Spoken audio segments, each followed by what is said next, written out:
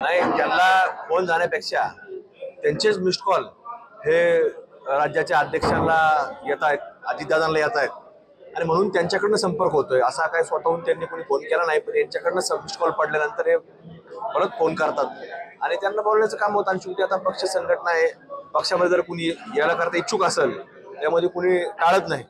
त्यामुळं हे जे काय फोन येत आहेत तर ते काय इकडनं नाही पण तिकडनं सुरू झाले। त्यामुळं येणाऱ्या लोकांचे स्वागत, कुठलाही पक्ष जर वाढत असेल तर याच्यामध्ये त्या लोकांची तयारी असते की पक्ष वाढण्याच्या दृष्टिकोनातून, संघटना वाढण्याच्या दृष्टिकोनातून, पक्षाची ताकद वाढवण्याच्या दृष्टिकोनातून तो प्रयत्न सुरू झालेला आहे। हा खरं तर हा एक राष्ट्रवादी काँग्रेस पक्ष म्हणून अजितदादांचं नेतृत्व हे महाराष्ट्र आणि महाराष्ट्राच्या बाहेर देखील मान्य झालेलं आहे आणि त्यामुळं ज्या ज्या निवडणुका महाराष्ट्र आणि महाराष्ट्राच्या बाहेर होतील त्याच्यामध्ये सक्रियतेनं राष्ट्रवादी काँग्रेस पक्षाचा प्रत्येक पदाधिकारी त्या ठिकाणी जाईल, ती निवडणूक जिंकण्याच्या दृष्टिकोनातून तो प्रयत्न केला जाईल।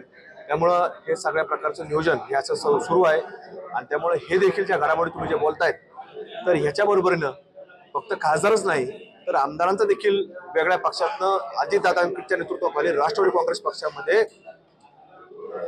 घड्याळ तेच वेळ नवी या दृष्टिकोनातून प्रयत्न होताना त्याच्यामध्ये यश देखील आलेलं पाहायला मिळालं।